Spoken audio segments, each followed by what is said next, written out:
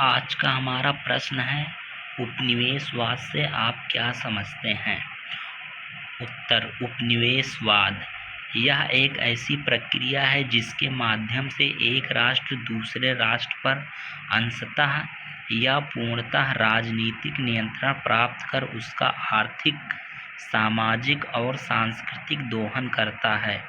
उपनिवेशित राष्ट्र के नागरिकों के मूलभूत अधिकारों को समाप्त कर दिया जाता है तथा पूरी शासन व्यवस्था मातृ देश यानी उपनिवेशक राष्ट्र अपने राष्ट्र के हित के लिए औपनिवेशिक राष्ट्र की सारी व्यवस्थाएं संचालित करता है। इसके अतिरिक्त उपनिवेशक राष्ट्र नस्लीय श्रेष्ठता का दावा करते हुए उपनिवेशित राष्ट्र के समाज संस्कृति को कमतर बताते हुए अपनी संस्कृति थोपता है। इसलिए ही उपनिवेश कर चुके राष्ट्र लंबे समय तक उपनिवेशक राष्ट्र की संस्कृति को श्रेष्ठ मानते रहते हैं। भारत बहुत दिनों तक इंग्लैंड का उपनिवेश रहा है। सन 1600 ईस्वी में स्थापित यह कंपनी मुगल शासन उत्तराधिकार बनी।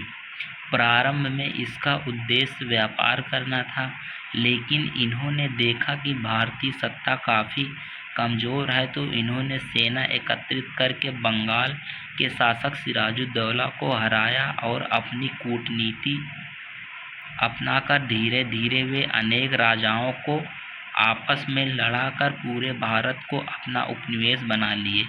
उस समय इंग्लैंड प्रमुख यूरोपीय शक्तियों में से एक था। भारत को अपना उपनिवेश बनाने के बाद समय समय पर भारत में अपने हित के हिसाब से कानून लाते रहे और अपने साम्राज्य का विस्तार करते रहे। भारत को उपनिवेश बनाने से इनको बहुत सारे फायदे हुए। यहाँ से कच्चा माल इन्हें मिल जाता था, जिससे इनको व्यापार करने में काफ़ी लाभ हुआ और सामान बेचने के लिए भारत एक बड़ा बाजार भी था, तो सामान यहाँ बिक भी जाता था।